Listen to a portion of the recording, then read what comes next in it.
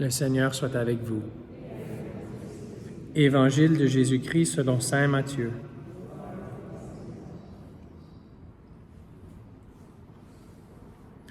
En ce temps-là, Jésus disait, « Malheureux êtes-vous, scribes et pharisiens, hypocrites, parce que vous payez la dîme sur la menthe, le fenouil et le cumin, mais vous avez négligé ce qui est le plus important dans la loi, la justice, la miséricorde et la fidélité.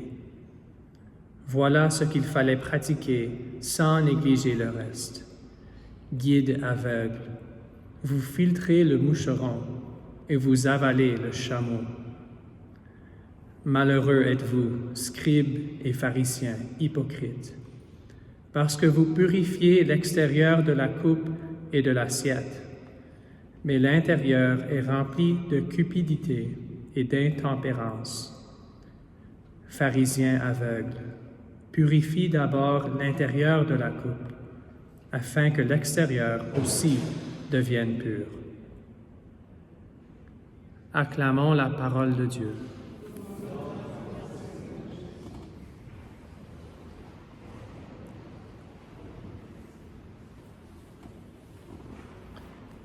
Mes frères et sœurs, pour comprendre ce que le Seigneur dit dans l'Évangile aujourd'hui, il faut savoir un peu le contexte de la Palestine dans le 1er siècle et ces différents groupes qu'on entend souvent, les pharisiens, les scribes, les sadducéens, mais qu'est-ce qu'ils faisaient vraiment?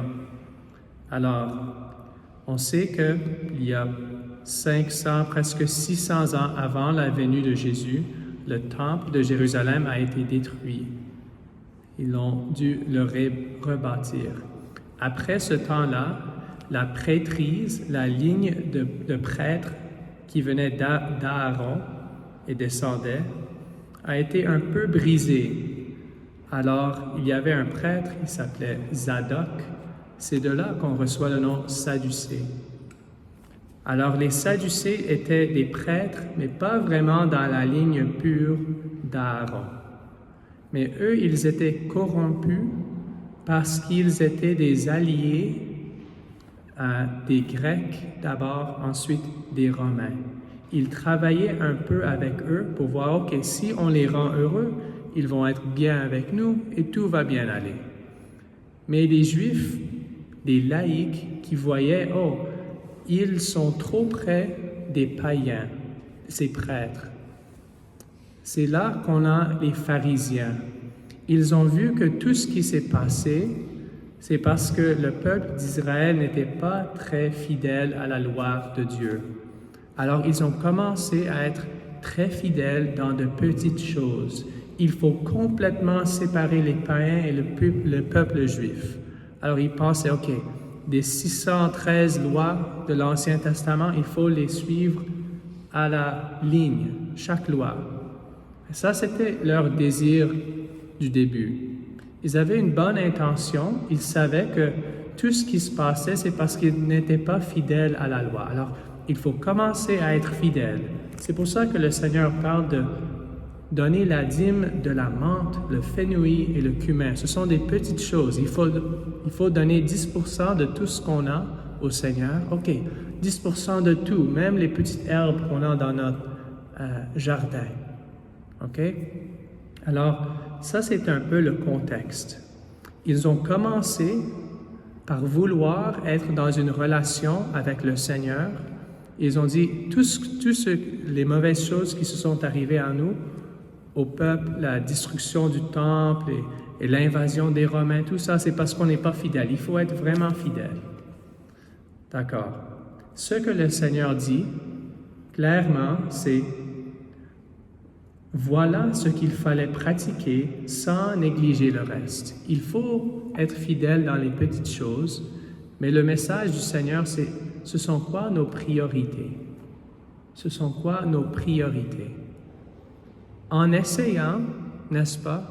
Je crois que tout le monde ici peut croire avec les pharisiens. Des fois, on est perdu dans les petites choses de la vie et on perd l'horizon. C'est quoi le but de ma vie? Jésus le dit, la justice, la miséricorde et la fidélité. On croit avec les pharisiens, si on est fidèle dans les petites choses, si je prie dans cette façon, si je fais mon chapelet à genoux, si je fais ça, tout va bien aller. Mais on oublie, peut-être on garde dans nos cœurs qu'on ne pardonne pas des personnes dans notre vie. Il m'a blessé, je ne veux plus parler avec lui. Je ne le pardonne pas. Mais je suis justifié parce que je prie de cette façon. Je vais à l'église, je reçois la communion. On se justifie par nos petits actes, on perd l'horizon, le but de notre vie. Vous savez la parabole que Jésus a dit, « Si vous venez offrir votre sacrifice et votre frère ou sœur a quelque chose contre vous, allez le régler avant de venir. » Le Seigneur aujourd'hui nous rappelle, oui, c'est très bien peut-être de prier de la façon dont on est habitué, d'offrir des sacrifices. Mais est-ce qu'on a perdu l'horizon de notre vie? Pourquoi on fait toutes ces choses? Si on prie, si on fait toutes les choses correctement, mais on ne pardonne pas les personnes dans notre vie. On n'essaye pas de mettre un sourire, de montrer l'amour, de rayonner notre foi. On est comme les pharisiens. Alors, peut-être aujourd'hui, quand on se prépare maintenant, dans quelques minutes, à recevoir le Seigneur dans notre cœur, est-ce qu'il y a des chameaux qu'on avale et on oublie, on ne pense même pas à ça? Est-ce qu'il y a des personnes qu'on doit pardonner, par exemple? Est-ce qu'il y a des péchés qu'on doit confesser, qu'on n'a jamais confessé, parce qu'on est perdu un peu dans le cumin et le fenouil des petites choses dans notre vie? La priorité. D'abord l'amour, ensuite le reste. Vous avez déjà vu cette image? S'il y a un cylindre et beaucoup de roches de tailles différentes, c'est le même volume dans le cylindre que toutes ces roches. Qu'est-ce qu'il faut faire? Il faut faire les grandes roches, mettre ça dans le cylindre d'abord, ensuite les plus petites, ensuite les plus petites, puis ensuite le sable. Parce que ça va rentrer dans les espaces. Si on met le petit d'abord, si on dit, OK, ma vie aujourd'hui, c'est je vais faire cela, je vais me lever au bon moment, je vais faire mon lit tout de suite, je vais faire cela, je vais appeler cette personne.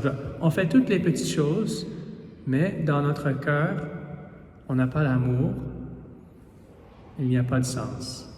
D'abord l'amour. D'abord, quand on se réveille, Seigneur, aujourd'hui, je veux te servir, je t'aime, je fais tout ce que je fais pour toi.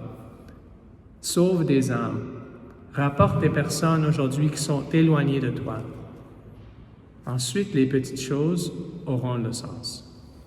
Alors demandons au Seigneur de nous éclairer s'il y a des chameaux dans notre vie qu'on ne s'aperçoit pas, qu'il nous montre,